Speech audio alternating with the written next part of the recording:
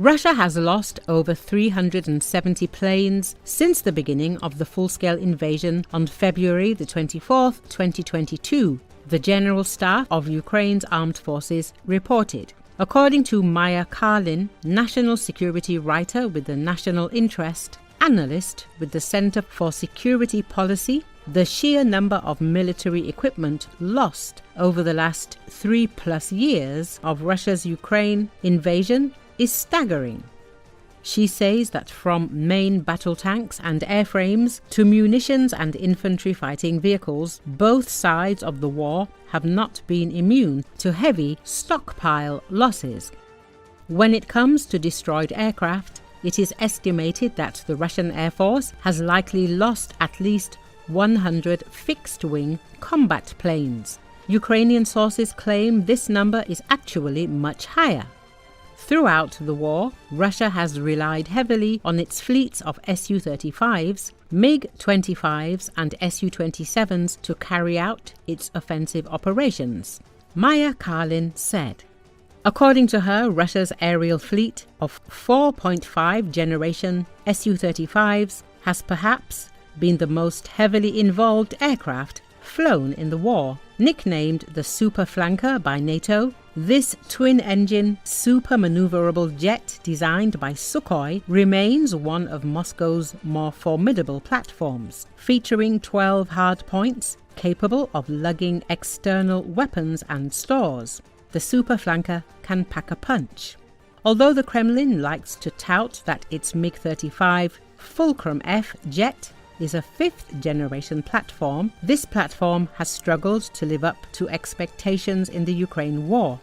The Russian jet was designed to feature enhanced radar and pack a punch, but the F-35 Lightning II counterpart certainly falls short of its American near peer in terms of engine power and stealth. Equipped with 9 hardpoints, the Russian fighter can carry a combination of Kh-31P anti-radar missiles, Kh-31A anti-ship missiles, KAB-500Kr TV-guided bombs, and the Kh-29TE missiles.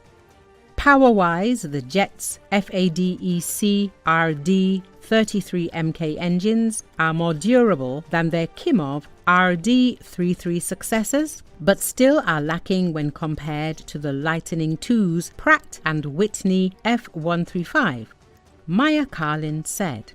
The Soviet-era Su-27 may be one of the oldest fighter platforms flown by Russian forces in Ukraine, but the Sukhoi-designed jet is perhaps the most tried and trusted out of Moscow's fleet. Shockingly, Moscow's Su-57 5th-generation fighter series has not played a particularly large role in the Ukrainian war to date. Despite its top-notch capabilities, as purported by Kremlin officials, the Russian jet has not had as much airtime as its Soviet-era predecessors.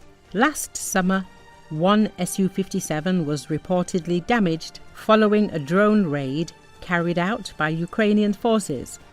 Perhaps this platform is more vulnerable to Kiev's weapons arsenal than Moscow would like to proclaim, Maya Carlin said.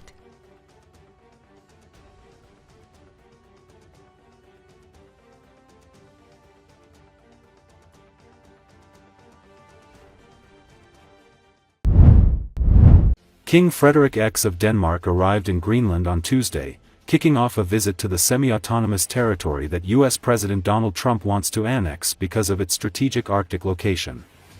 According to Associated Press, Frederik's trip to the island's capital city of Nuuk follows the new Greenlandic Prime Minister's visit to Copenhagen earlier this week.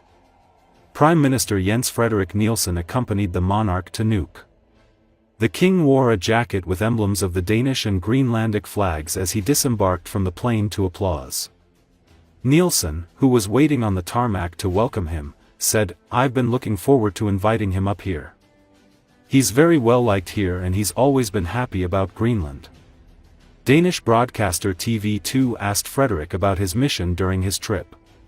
He said he wasn't on a mission, and he was happy to be there. Nielsen also told reporters that the Danish royal house's love for Greenland cannot be questioned, and added that there is still a strong bond between the two countries. The flight was originally scheduled for Monday, but was delayed because of poor weather conditions. Frederik is expected to meet with the new Greenlandic government this week, as well as attend a traditional kaffemik, or coffee break, to meet with Greenlanders, the royal house said. Weather forced him to cancel the anticipated trip on Wednesday to Station Nord, the island's northernmost military and scientific station, plus forego a meeting with an elite dogs-led unit of the Danish Special Forces that patrols the remotest parts of northeast Greenland. The monarch visited Greenland last July, months after he took the Danish throne upon his mother's abdication. This week's Greenland trip comes after U.S. Vice President J.D. Vance visited a remote U.S. military base on the island and accused Denmark of underinvesting in it. Trump seeks control of mineral-rich Greenland, saying it's crucial for U.S. security. Trump hasn't ruled out taking the island by military force, even though Denmark is a NATO ally of the United States.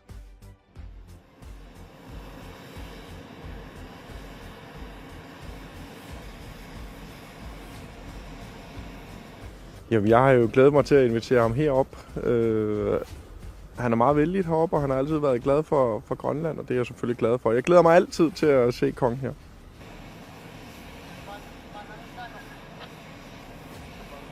Jeg synes, det sender et signal om, at kongen han rigtig gerne vil Grønland, og han rigtig godt kan lide Grønland, og det bånd, der har været stærkt mellem kongehuset og den grønlandske befolkning, det stadig er stærkt.